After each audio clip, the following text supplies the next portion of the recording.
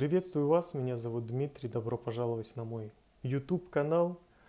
Я хочу посвятить это видео себе, рассказать о том, каков был мой путь и почему я картами Таро вдруг решил заняться. Дело в том, что тарологов на сегодняшний момент в интернете вы можете найти огромное количество. Я о их существовании до того, как появились у меня карты в руках, не знал, не интересовался в таком ключе никогда, можно сказать. Исключением является год 2013, когда мне стало интересным посчитать число судьбы. Может быть, кто-то тоже это слышал, кто-то подобным может занимается. И высчитывать это число судьбы необходимо было с помощью карт Таро. Ну что, это меня, по крайней мере, заинтересовало и познакомило с тем, что из себя представляют старшие арканы. То, что гадают на картах, я, конечно, знал, был в курсе, но особо меня это, опять-таки, не задевало, не интересовало до того момента, как не стали меня интересовать дела магические. То есть начал больше интересоваться магией, больше интересоваться ритуалами и разного рода интересностями, можно так сказать. В связи с чем просто появилась идея попробовать, как-то потянуло к картам и, можно сказать, позвали меня или что-то подобное случилось. То есть в мою жизнь карты Таро пришли не сразу. Я не потомственная гадалка какая-то, я не маг в третьем, пятом, четвертом поколении.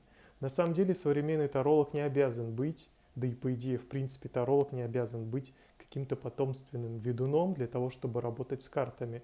Любой человек, который способен к обучению, у которого есть желание и определенный талант, ну будем так говорить, который требует раскрытия именно в этом ключе с помощью карт Таро, пожалуйста, приходите, учитесь и знакомьтесь с этим инструментом, потому что он помогает в себе разобраться, в том, что вокруг происходит, разобраться, найти себя и многое-многое другое. Карты Таро мне помогли. С появлением арканов, в принципе, карт, моя жизнь начала преобразовываться, меняться, поменялся круг общения, появились новые знакомые, друзья. И это здорово, когда ты находишь людей, интересующихся тем же самым, что и ты. До этого момента, конечно, я с детства интересовался всем таинственным, эзотерическим, магическим и прочим, то есть всегда тянуло в сферу подобную, и не с каждым человеком, наверное, об этом поговоришь. Есть скептики, есть люди, которым это в принципе не интересно, и даже слышать они об этом не хотят. Ни про религии, ни про мифы, ни про какие-то вещи таинственные, которые, безусловно, составляют важную роль в нашем мире, в нашей жизни. Эту сферу стоит изучать, знакомиться, интересоваться. Если вас тянет туда, то почему бы не попробовать познакомиться с этим таинственным и загадочным миром, еще раз повторю. То есть с детства проявлял интерес, и таким образом на сегодняшний момент карты Таро в моих руках, и я с ними общаюсь, спрашиваю обо всем, что меня интересует, и помогаю людям найти ответы на интересующие их вопросы. То есть если вы планируете когда-нибудь попробовать обучаться этому, у вас получится научиться. Своим ученикам я всегда даю, можно сказать, или надежду на то, что у вас все будет хорошо, или стимулирую на то, что у вас все прекрасно, все замечательно получается. На самом деле очень страшно начать работать с картами, и страшно потом ошибаться. Многие, кто начинают, по крайней мере среди учеников моих, переживают, что они могут неправильно интерпретировать или неправильно понять. И это исходит не из того, что материал какой-то сложный, недоступный, это исходит из внутренней неуверенности, от которой нужно учиться избавляться, нужно с ней работать и позволять себе все-таки доверять картам, доверять той информации, которая представлена. Ту базу, которую получает человек, обучаясь картам Таро, он может впоследствии, используя ее, давать верные ответы и не пугаться того, что в принципе может быть какая-то осечка или что-то не так будет интерпретировано, но тем не менее, у меня такого страха изначально не было, не существовало, на мой взгляд, на таком глобальном масштабе, как я слышу от некоторых учеников, потому что я сразу взял карты в руки и начал работать с ними, чтобы разобрать волнующий вопрос моей подруги. И мы это, в принципе, сели, посмотрели и разобрали, и все стало на свои места. Оба удивились, что вот как, оказывается, карты Таро замечательно обо всем рассказывают, и даже не имея глубоких знаний, можно интерпретировать на начальном таком лайтовом уровне те глубинные послания, которые приходят от карт. Конечно, изучать арканы я рекомендую и самостоятельно, и в группах, и индивидуально с мастером. Всегда обучение, всегда получение новых знаний крайне полезно. И я рекомендую всем, кто планирует, быть максимально гибкими в принятии новой информации. Если человек начинает черстветь, если у него проявляются какие-то черты очень консервативные уже в начале обучения, то, скорее всего, сложно будет даваться противоречивый материал. Материал, который может повернуть все на 360 или 180 градусов, может противоречить. Стоит это принять, стоит посмотреть, а почему такая информация существует, почему существуют такие точки зрения. Не нужно гнуть ту или иную линию, я не рекомендую, по крайней мере, в момент обучения это делать. Впоследствии, когда у вас сформируется своя точка зрения, то да, пожалуйста, доказывайте свою правоту, доказывайте, что вы считаете верным, правильным и нужным, но старайтесь слышать других людей. Я рекомендую всем это делать. Иначе человек черствеет, грубеет, становится необучаем, и в этом проблема. Поэтому, кто хочет учиться, всегда найдет способ это сделать. В интернете много как раз-таки информации, книги продаются в магазинах, в любых практически. Стоит просто этим вопросом задаться. Первой колодой у меня была нестандартная колода Таро.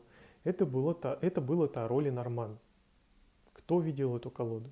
Таро Ленорман — это то, что, в принципе, очень отличается от классики, и с помощью этой колоды можно находить ответы на вопросы, но затруднительно. Из-за того, что там порой непонятные какие-то картинки, непонятные символы, вроде простые, а под ситуацию нужно их адаптировать.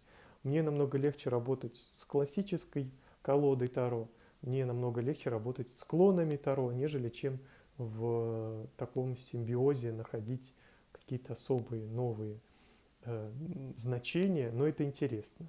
Это интересно. Сейчас я работаю по системе английского Таро, обучаю учеников именно по ней, работаю общаюсь с помощью колоды Артура Уэйта и помогаю всем, кто ко мне обращается, адаптировать эту систему к себе. И неважно, с какой колодой вы будете работать впоследствии, зная базовые значения, зная системные значения, можно будет перенести этот скелет, эту базу на новую колоду, в которой могут быть абсолютно другие символы, абсолютно другие картинки, изображения. Вот таким был мой путь, в принципе, вкратце. Но на самом деле я не сразу же пришел к картам, и у меня был путь, связанный и с журналистикой, и с обучением, которое вообще ни в коем случае не связано ни с чем мифическим, эзотерическим и магическим. У меня техническое образование, если это можно так назвать. То есть закончил технический универ. И из-за этого, в принципе, есть структура в голове, жесткая какая-то. То есть есть порядок, который не дает хаосу разгуляться, если можно так сказать. К чему-то я отношусь скептически благодаря этому. Я все проверяю, я стараюсь с научной точки зрения, может быть, иногда подходить и не даю волю тем или иным фантазиям, можно сказать. То есть мне важно все равно логическим путем и интуитивно в том числе понять суть вещей, понять расклад и донести понятным образом информацию человеку. Если вдруг начинаем мы блуждать в каких-то пространствах эзотерических настолько глубоко и настолько мистически, то навряд ли человек меня поймет, навряд ли он поймет, что я хочу сказать, и здесь все будет считываться на каких-то других уровнях. Я привык более, скажем, понятным образом все излагать. Еще раз повторю, буквально на пальцах, скажем. Далее, конечно, путь я не могу сейчас весь описать свой, не буду таким затягивать это видео. В последующем еще расскажу в таком случае о том, каким он был этот путь, кем работал, в каких сферах себя находил. Это видео в основном, наверное, было посвящено тому, сам удивляюсь чему, тому, что картами Таро может заниматься любой человек, у которого есть предрасположенность и желание. Поэтому, если вы хотите, если вы планируете это попробовать, то не бойтесь ничего, пробуйте. Вы найдете своего мастера, своего учителя или найдете для себя нужную литературу, которая вам поможет все это изучить. Главное, верьте в себя или верьте в то, что карты действительно показывают действительную информацию, которую можно понять и адаптировать под ситуацию, если вдруг уж в тягость понять. Ну, что еще можно мне здесь в этом видео сказать? Спасибо огромное, что посмотрели. Смотрите иные мои видео в таком случае, что я могу сказать. И подписывайтесь на другие социальные сети, потому что везде очень все по-разному. На этом все. Спасибо большое. Пока. До встречи. С вами был я.